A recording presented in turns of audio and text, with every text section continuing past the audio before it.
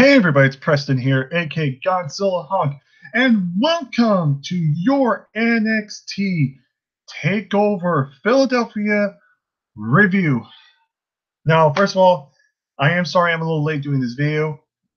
Takeover just ended about an hour ago.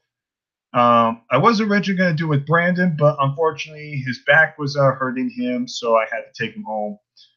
And then I got home, I went to the restroom, but I'm here now to give your Takeover Philadelphia review. I always have to do a Takeover review because these shows are always going to be good or great. So I'm going to say this right now. This was not better than War Games. I thought War Games as a show overall was better, but that does not mean this show sucked. No. This ain't main roster bullshit. This ain't main roster garbage. This ain't predictability. This is just what WWE should be, and I'll stand by this till the day I die. Triple H needs to take over WWE. Vince McMahon needs to get out of that company. He needs to step down. He can focus on his stupid XFL stuff. I don't care. Triple H needs to take in charge because NXT continues to deliver every single solitary takeover show they've done. They've nailed it. And I'm going to stand by that. They're just great shows. And even with the minor stuff that I don't like or some of the botches, it doesn't ruin the show. Like, this show, again, was just great. It was another great show. And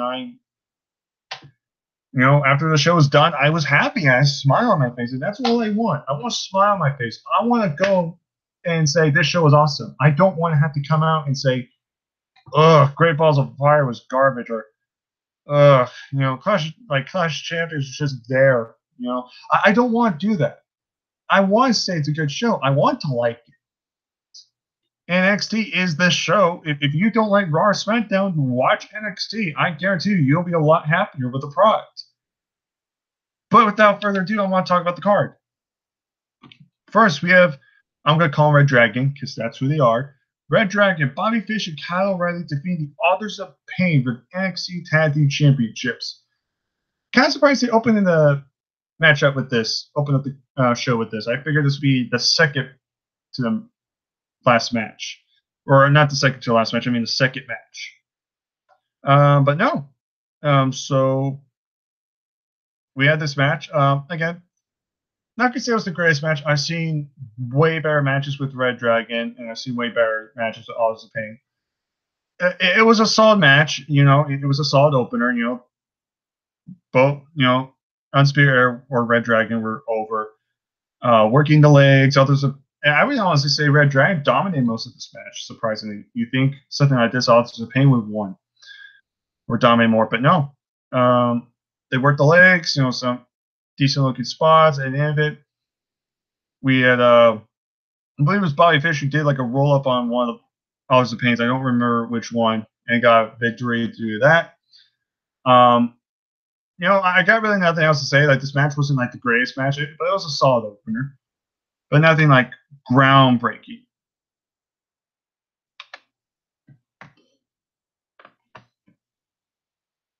Next, we got Velveteen Dream versus Cassius Ohno.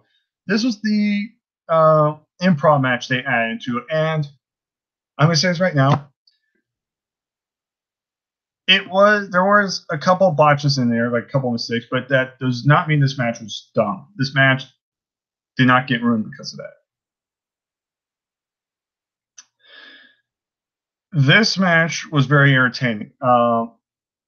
I like it how Velveteen Dream came out with like boxer shorts with Cassius Ohno's face on it, and he had a mouth guard and everything. I thought that was entertaining, and he delivered a punch within 30 seconds. So he had to I got the knockout. He had to go boxing and everything because it was in Philadelphia, so Rocky. But no, these two, besides again a couple of, I guess, botches. Besides that, though, the match was another solid match. It was another good match. Velveteen Dream won, which he should have won. I'll still stand by this. Velveteen Dream is one of my favorite wrestlers right now in WWE, hands down. Probably my favorite right now in NXT. And I'm honest to God, this guy is going to be world champion. I'm going to say that this guy is world champion material. And I don't care if you're Mitch Smith. I don't care if you're Noah Watts. I don't care if you're a Solo Monster. I don't care if you're Deluxe Man. I don't care if you're Connor from OK Babe. I don't care if you're any other YouTuber that watches wrestling, whether you're my friend, you're a foe, or anything, or just a basic popular YouTuber that talks about wrestling. Velveteen Dream is going to be a world champion. He's my guy. I see nothing but potential in that guy. This guy has continuously had good matches. He had a match in your candidate with freaking Aleister Black last year. He had another solid match with Johnny Gargano at NXT this Wednesday. He had another good match with Cassius Ohno. I'm telling you right now, Velveteen Dream is going to be one of those guys that nobody's going to keep an eye on. He's going to be one of those guys, mark my words, going to be a champion, a world champion. I know that for a fact. Because whether you like the gimmick or not, again, I'm not the fan of the flamboyant gimmick. I like Velveteen Dream. He's a good worker. He does the gimmick so well. And his matches are very good. His matches with Aleister Black was pay-per-view quality. So I got nothing else to say other than I could see at this point Cassius Ohno possibly going to the main roster, though. I could see him honestly being a surprise entrant in the Rumble match. I honestly think it's about time because what's really Cassius Ohno really done?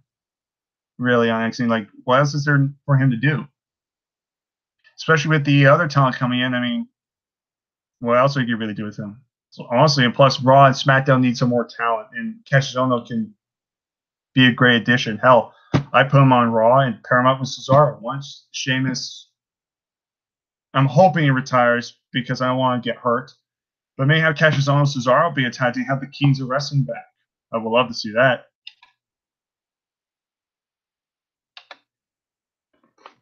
But like I said, Velveteen Dream wins, which is good. He needed the win. And Cassius Ohno, he'd be on the main roster. So again, I thought it was a very fun match. It was very good. Next match, we got Ember Moon defeat Shayna Baszler for the NXT Women's Championship. This is the controversial one. This is the one everybody was kind of thinking what exactly was going to happen. Because you have to think about it this way. If Ember beat Shayna, Shayna's going to look weak because she was only in NXT for like a month. And you built her up as this like Brock Lesnar type of persona, which they did a great job. But Ember just won the title, so you can't just have Shayna Baszler win. Because that makes Ember Moon look weak.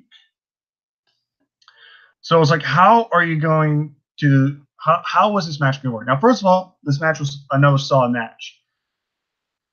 If you were going into this match like a more high-flying, quick-paced match, you're going to hate it. But if you go in the mindset of you understand both these personas, you understand these people's styles of wrestling, you understand the story going behind it, then you know what type of match this was going to be. It was more of a how do I describe it? It was a someone who loved the professional wrestling business as a champion, holding an entire division in her hands, going against someone who's a legit badass in MMA, who's known for being a submission specialist, somebody who's known for being very sly and her Ember's being a bully. It was a very slow match, but it wasn't like so like, oh god, like it wasn't like Randy Orton, Triple H slow, boring. It was more so of like grappling, and in a slow and good way. It was very like Shayna Baszler would try to slow down Ember Moon, like working the arm, with the armbar.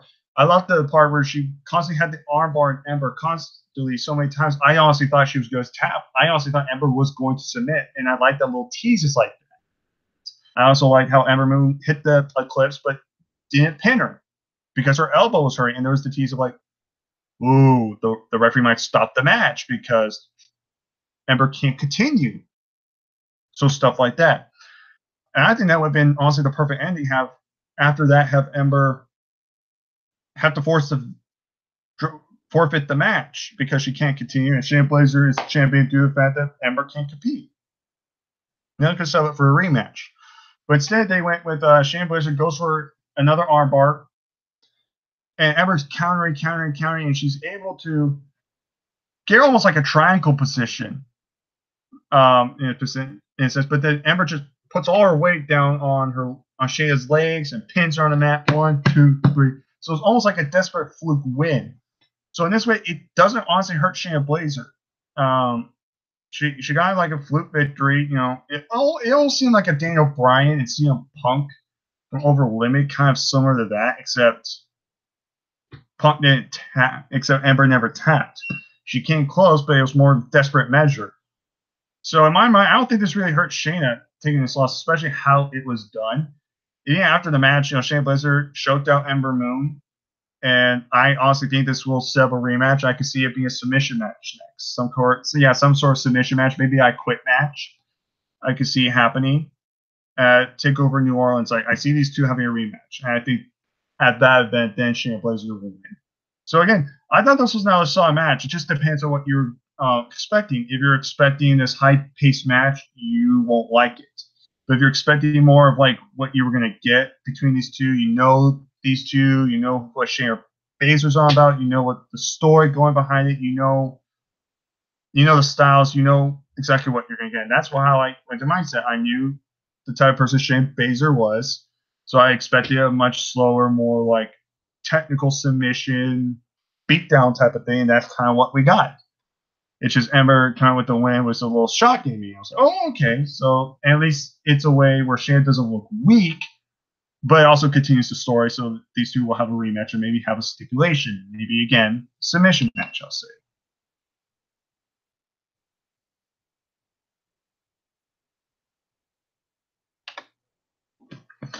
Next match.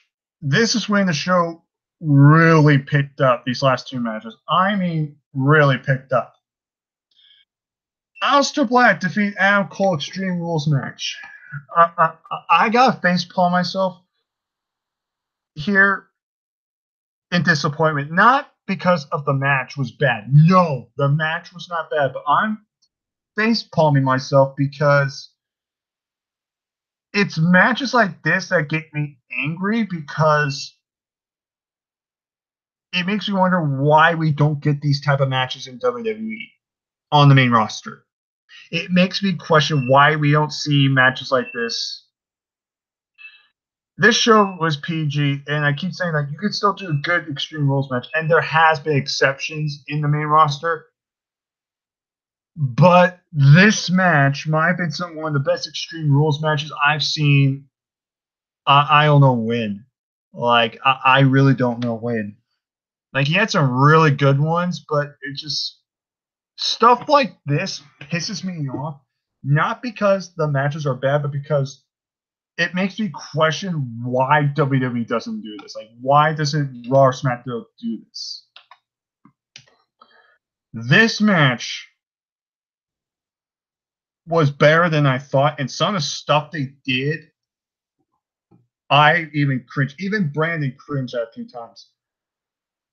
This story was simple. I will say it. It's a simple storytelling match. And it works. You don't need to overcomplicate stories. The story going in was simple, and you got it. You got it like that. And then the match itself was great. The fact that you're in Philadelphia, the home of ECW, in Extreme Rules match against two of the most popular wrestlers undoubtedly on NXT right now, Adam Cole and Aleister Black. That's all you need. That's all you need for this match to be awesome, to be great. And these two had an awesome match, a great Extreme Rules match. Some of the stuff they did, I was like, Jesus Christ. First of all, Adam Cole was bleeding from the hand. And I think it was from the candlestick backstabber thing he did.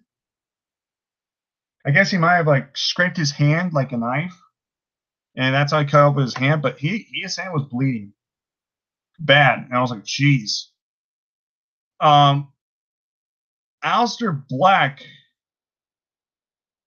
got Adam Cole in like electric chair position. And I thought he was going to do like the back body drop, electric chair drop onto the ladder in the corner. But then it looked like he was going to drop him on his face. I was like, no. He does neither.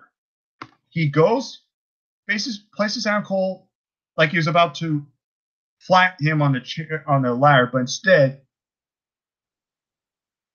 he grabs him by the legs and chucks him, almost like a Dean Ambrose, how he does it at his opponents, where he just like when he grabs and looks like about to do a powerbomb, he just chucks him. He did that, but Adam Cole was facing the ladder, and he chucks him, like pushes him off, so the lower back and his butt make contact with the ladder, and I went, Jesus Christ! Like we were like, jeez, man, ladder didn't break. That was the only beginning. That was only the beginning. They freaking they do the chair stack where they usually have the flat ends of the chairs together, right? And Kevin Owens, you seen like Kevin Owens match stuff like that. They didn't do that there. Instead, Adam Cole turned the chairs around so both of the tops, the ends, were connected almost like a pyramid. So we're talking about the top, the very top of the chair. Not the padding chair, the flat chair. We're talking about the very top of it. Back to back. The chairs were back to back. And Adam Cole and freaking Aleister Black lifts up Adam Cole, tosses him almost like an AA, and goes upper back first, dead center onto the chairs. I'm cringing. I'm like, fuck. Jesus. So many spots at friggin' Aleister Black getting kicked in the head with a chair and crashing through tables, near falls, and at the end of it, Red Dragon came out and tried to cost Aleister Black the match. But then Sandy came out because they're in a program. Again, makes sense. Sandy evens the odds, attacks Red Dragon. Then Aleister Black just does this diving knee off the barricade and lands Adam Cole and then crash through the announce table. Again, innovative. And then have it end off. Aleister Black just hits the Black Mass. Bam. 1, 2, 3. Aleister Black wins. So his singles undefeated streak remains. So again, singles. So again, he still looks strong. Adam Cole did not look weak. I will say this: there was one spot I really loved. It wasn't even like an actual like spot. It was more of like a storytelling base. It was when they both had kendo sticks and they're staring each other down and like, let's go, come on, let's go. And Aleister just takes a look at the kendo stick and just chucks it out of the ring. And Adam Cole's facial reaction was priceless. He's just like, at first he's like shocked, and then he just starts laughing. He says like, "You're so stupid. You're so dumb." And Brad and I were laughing at that moment because it's like, is he that stupid? And he tries to go swinging at him, and Black just starts kicking his ass. It was little stuff like that, where storytelling is just great. Like Aleister Black is so badass. He does it. What this match proves, Aleister didn't need a weapon to prove his point that he didn't care if this match was Extreme Rules or not. He was just going to go out there and kick your ass. He didn't need a weapon. It's similar kind of like Brock Lesnar's character, where Brock's so bad he doesn't need a weapon to prove anything. And little stuff like that makes me happy as a fan. So this match, I highly recommend. It was one of the best Extreme Rules matches I've seen in a long time. This could easily have been match of the night, hands down, if it weren't for the main events. But this match was definitely great. Next, Andreas St. Almas defeated Johnny Gargano NXT Championship. Oh my god. Oh my god. I knew these guys were going to have a great match, but what I saw, I think what we all saw was just, oh my god, just, if you've seen this match, you know what I'm talking about. When you have these two back at Takeover Brooklyn for 12 minutes. And you know that was a great opener. You do another great match at NXT show. NXT taping. Now you're doing this a third time. This time with twice, almost 3 times the time limit. This match went from keep in mind, this from Takeover Brooklyn. Their match was about 12 minutes. This match, 32. Over 30 minutes. No stipulation, no war games, no Iron Man rules, nothing. It was a straight up one-on-one match between champion and challenger. I am still, we'll put it in this terms. If these two were on the main roster, they'd be jobbers. They'd probably be like on main event, having like a 5-minute match. These so-called jobbers or mid-carders were in the main event for the championship of that brand and tore the house down. That match alone was better probably than anything WWE has ever done in 2018 at this point. I'm saying this right now. This match alone nailed the coffin for Royal Rumble. Royal Rumble ain't going to be close. You can have this entire card, the entire Rumble card. The Royal Rumble card could be good. I guarantee you. Not that entire show ain't going to top this match at all. This was WrestleMania caliber match we witnessed here between two so-called vanilla midgets. Nobodies. Not only was this match great, it exceeded my expectations. I can't even remember half the spots they did. It was that good. I'm just saying this right now. So many times, I thought the match was going to end. I thought, okay, it's over. They kicked out, or it's over. They got to a rope. It's over. They got a match. Zelina Vega got involved. This is it. Johnny kicked out. This is it. Almost got to a rope. This is it. Nope. So many teases in this match. I was on the edge of my seat, just like, oh my god. I thought for seconds Johnny Gargano was actually going to win. I honestly thought to God, I was like, are they going to give it to him? So many times I thought that. I'm not even joking.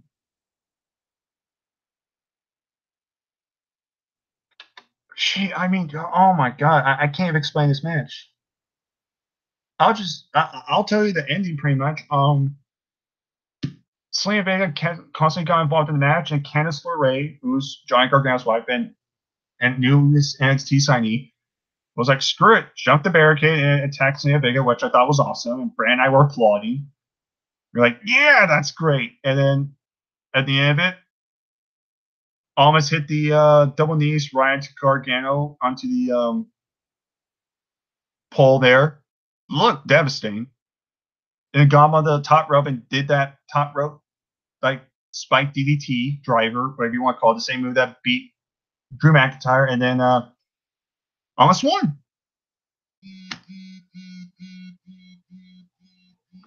Oh, shoot. Hang on, guys. Just so you know, Noah, I'm actually doing my review right now on YouTube. If you want to say hi to everybody. Oh, hi. Sorry, coming back after your death again. I'm sorry for interrupting. Don't worry, I'm just getting to the ending. Oh, okay. What a fucking match. That was really good. Yeah. Oh, by the way, subscribe to Noah. He just did a review on the WGS channel, Wrestling Guru Society channel. He just did a review on that. So I highly check that out.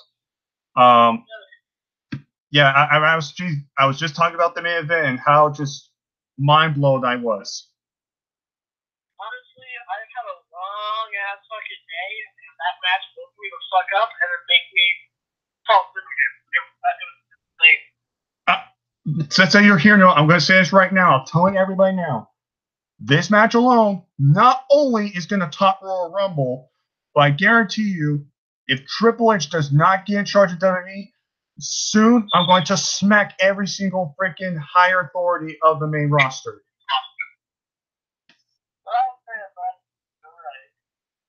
But I'll call you back in a little bit. All right. Sorry about that. That was Noah, guys. He's actually in the Royal Rumble contest tomorrow. But either that, he had Spike DT, driver thing, Gargano lost. I'm like thinking, wow, Ciampa never got involved. You know, Cien Almas, celebrated, left the ring.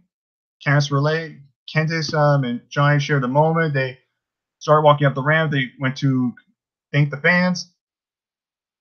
And we thought the show was going to end, but nope. Ciampa returned, wearing a brace. He got his crutch and just hit Gargano in the back with the crutch and then just walked off. Didn't stare down and just walked off. Didn't say a word, just walked off. Ciampa returned, and I think they realized that Ciampa is very close to recovering. And I'm making a big prediction. If Ciampa can be clear in time, I think we're going to get Ciampa and Gargano at Takeover in New Orleans. And if they do that, there's your match of the year candidate right there. I'm going to be honest with you. There's your match of the year candidate right there. You saw the Cruiserweight Classic match. They only had like a 10-minute match. If you thought that match was awesome, wait until you get them in like an extra 10 or 20 minutes. Yeah, just clarify. Watch their Cruiserweight Classic match, which was about 10 minutes long. Go watch that now. And then you come back and go, wow, that was a great match. Now imagine those two in a rivalry where those two actually hate each other. You're getting them about an extra 10 or 20 minutes. Yeah. Yeah, on a bigger stage like a Takeover. Yeah, now you know what I mean. So,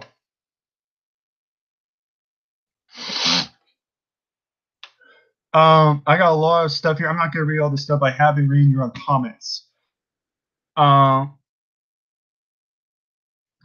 So, with that being said, this Takeover was amazing. I'm not going to say it was better than War Games. War Games was still a better show overall, but this show was still great. I got no complaints. Besides some minor like botches, again, I don't really have anything really negative on the show.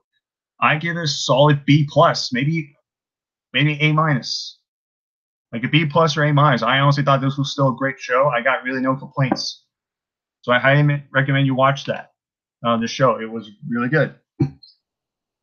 But either that, thank you guys so much for watching this video or listening to this video, this review for Takeover Philadelphia.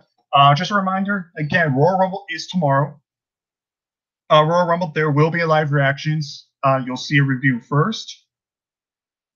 And I'll try to get the live reactions up by this week. It actually will be uploaded by this week. I just don't know when it'll be uploaded. I'll try to see if I can get uploaded by either Monday or Tuesday. I have to wait and see. But the live reactions will be long, I guarantee you, so be prepared.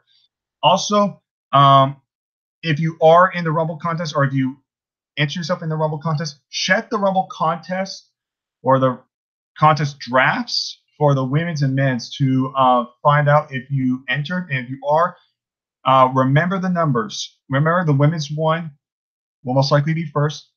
If you win that one, then you're automatically the official number 30 spot in the men's Rumble. So if whoever's number 30 in the men's, let me see here. Kiva Marie Turbo 1. So you're number 30 in the men's. You're have a bad luck because you're most likely going to switch unless you win the women's one, which you're number 18. So if you win with number 18, Kiva, then you have a good chance of then you just keep your spot. But either that, you're more likely to lose your spot. So hope the best of luck to you on that one. But either that, I got really nothing else to say. Oh, then overall, great show. I got really no complaints. As for main roster Royal Rumble, you better not fucking disappoint me. Because right now, I got low expectations for the show. The only thing I'm hoping for is the Royal Rumble results are good ones. And this curse does not continue. That's all I want. If you can do that, then I'll be happy. If you're going to shit the bed with this, then curse continues. And I just proved my case that NXT is just a better show and Triple H needs to take over. But yeah. Oh, actually, you know what? I forgot one more thing. Ricochet, War Machine, and EC3. Got nothing else to say on the. I love War Machine. Ricochet is awesome, and EC3 I'm not the biggest fan of, but he's signed with WWE now, so yeah, that's gonna be interesting. But that is it, guys. Thank you guys for listening or watching this video. Comment down below after this video. Tell me what you think about the show. What would you give this grade? Did you like the show? Did you not? What did you like about what you did not like? And in your opinion, what was match of the night for you? Either that, take care of all my peeps, and I'll see you guys tomorrow for the Royal Rumble. Royal Rumble contest, 2 contests, only 2 winners. Take care of all my peeps. See you then.